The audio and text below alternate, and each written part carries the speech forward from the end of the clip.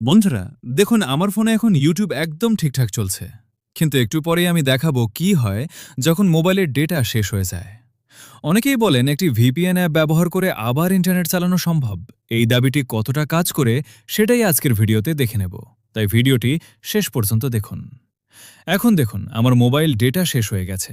এবার YouTube open করে দেখি, দেখতেই পাচ্ছেন ভিডিও আর লোড হচ্ছে না। এখন আমরা প্লে স্টোরে গিয়ে ডার্ক টানেল অ্যাপটি ডাউনলোড করব।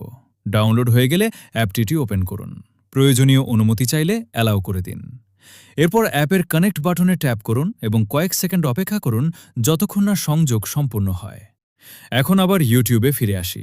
যদি আপনার নেটওয়ার্কে এই পদ্ধতিটি কাজ করে, তাহলে দেখতে পারেন কিছু ওয়েবসাইট বা অনলাইন সার্ভিস আবার চালু হয়েছে।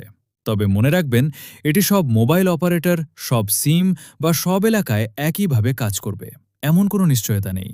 ফলাফল আপনার নেটওয়ার্ক ও অপারেটরের ওপর নির্ভর করবে।